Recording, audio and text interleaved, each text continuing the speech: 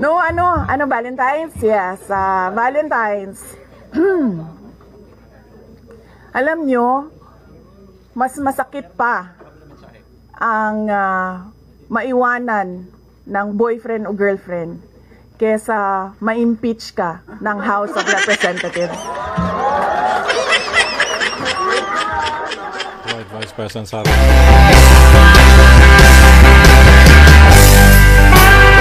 Tulong din sila sa pag-iisip kung ano yung gagawin sa defense. Harleen Delgado, ABS-CBN. Harleen, ABS. Nagtanong ka na, ma'am? Wala pa, ma'am. Sige, ma'am.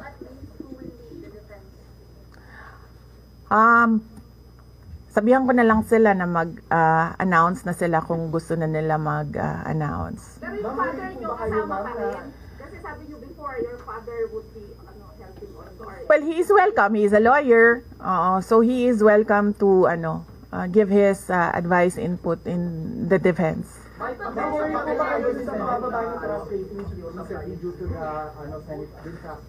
I will not answer that question. Yes, I'm sorry. Yes.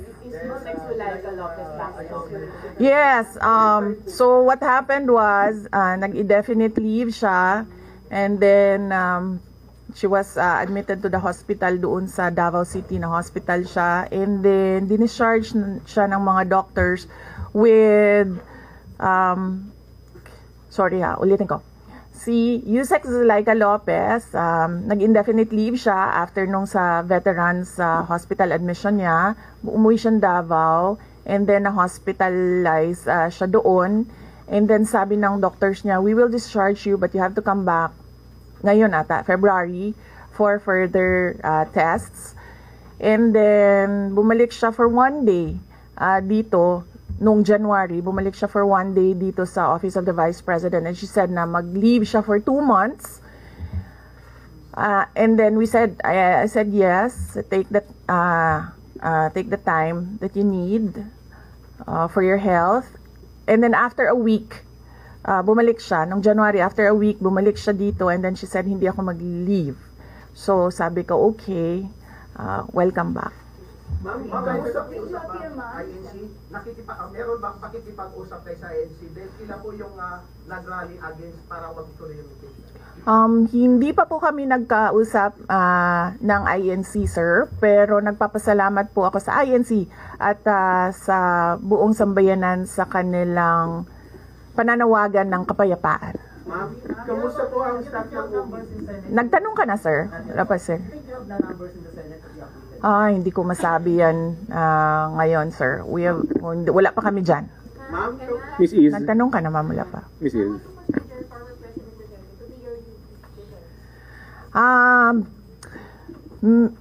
He will, maybe if he wants to, he can be part of the defense team. But because of his age and because of rigorous preparations in an impeachment case, baka sabihin ko sa kanya na wag na lang siyang mag-lead dahil medyo may edad na si former President Rodrigo Duterte. He's already 80 years old this year. Ma'am, kamusta po ang staff ng OBP after they heard about the impeachment po, ma'am? Ano po naramdaman po nila na when you were impeached by the House?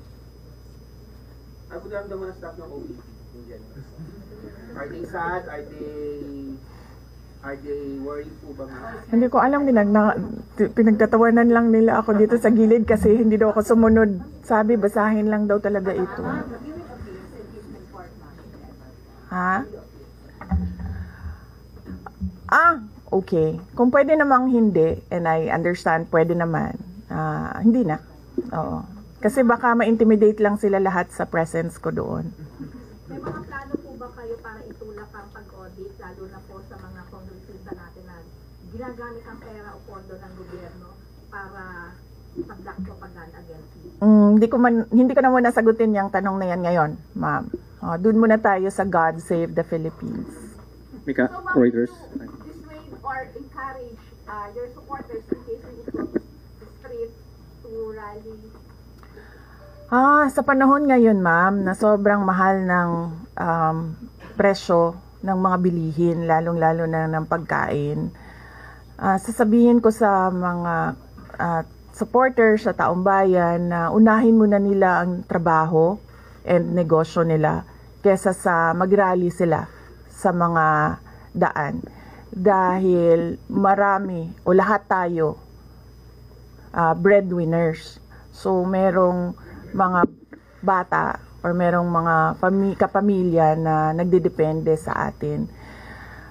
At tayo naman ang social media capital ng buong mundo. Kung gusto talaga nilang magsalita at tumulong, doon na lang sila sa social media kung saan nakakatrabaho pa rin sila. Pero naggagawa nila kung ano yung nararamdaman nila na gusto nilang gawin. At yun ay magsalita at marinig sila ng taong bayan at ng mundo. Mika Flores, Reuters. Are you not confident that you have enough allies to avoid a convention in the Senate acting as Hindi ko pa naisip yan, sir. I've not counted numbers of votes in the Senate, so we are not there yet.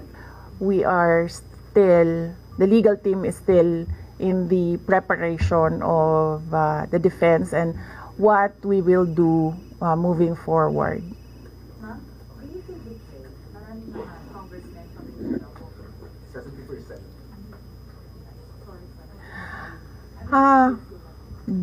Do I feel betrayed? How do you feel ang daming taga Mindanao?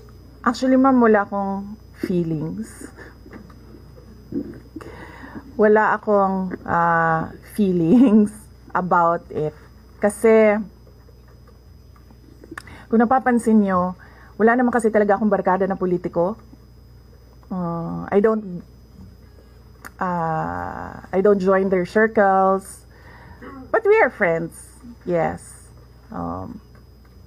But kung ninong at ninang lang ng mga anak, walang ninong at ninang na politiko ang mga anak ko. Oo. Maliban kay Stonefish, dahil nandoon si former President Erap Estrada. So, I don't move in the circle of politicians. Kaibigan, yes. But to say that meron akong close relationship, personal relationship with them, wala naman. Kaya siguro, ganyan din siguro kadali sa kanila ang magdesisyon about the impeachment. Kasi wala naman talagang something that is worthwhile sa aming pagiging magkaibigan.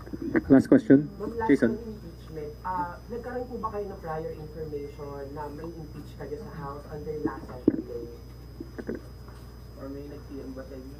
Naka-receive po ba kayo? Or nag-tip kayo? Yes. Oo. Si JC. Si JC. Hindi siya natulog. Sabi ko sa kanya, matulog ka na, JC, kasi ang mangyayari ay mangyayari kay sera-sera. Diba? Ma'am, comment nyo lang po ma'am, alam ko matagal na ito, but the QC Prosecutor's Office did nasura yung patong-patong na kaso against you. Yes. What was your initial reaction about that? And second po, any updates sa security details natin ma'am, tuloy po ba yung pag-hire po natin ng privacy? Okay, hindi ko nasasagutin yan, ha. Dun lang tayo sa God Save the Philippines. Ma'am, Okay. last na lang po ma'am on my end. Ma'am, you said God save the Philippines. Gaano na po kalala ang problema ng Pilipinas ever since na nagkaroon ng issue sa impeachment na ito? Parang, ano po yung nakikita yung problem sa Philippines ngayon? Bakit nila inuna itong impeachment na ito? Gaano kalala ang Pilipinas na pag-iwanan na tayo ng panahon at ng ating mga kapitbahay dito sa region at napag-iwanan na tayo ng mundo. Malala siya since na nagkaroon ako ng understanding. Kasi 1990s, tapos 1990s, magulo. Well, sa amin, magulo, sa Mindanao. And then, ngayon, nagbabadya ang gulo sa Mindanao. So parang wala namang nagbago. So malala, sobrang malala dahil kung nakakausap mo yung mga tao na arawan yung kanilang sweldo, yung pera nila hindi na talaga sapat para sa pagkain, para sa kuryente, para sa bahay, para sa tubig, para sa pag-aaral ng kanilang mga anak. At kung basihan natin yung pag-alis ng mga Pilipino sa sarili nilang bansa ay sobrang malala dahil sobrang dami ng ating mga kababayan ang pumupunta, nakikipagsapalaran sa ibang bansa dahil wala silang makita na pag-asa, wala silang makita na oportunidad dito sa ating bayan. Kaya parang nakakaawa na tayo dito sa loob at nakakahiya yung estado natin kapag iniligay mo siya in a global stage na kung saan pinapanood tayo ng ibang mga lahi at ibang mga bansa.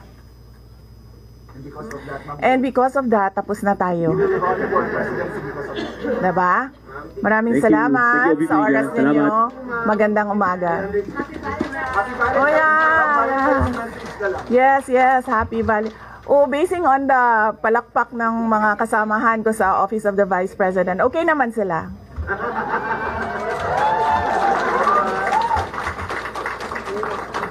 At mga Lenny supporters pa yan tingnan mo, pero pumapalakpak sila sa akin.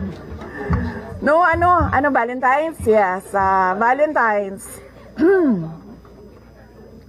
Alam nyo, mas masakit pa ang maiwanan ng boyfriend o girlfriend kesa ma-impeach ka ng House of Representatives.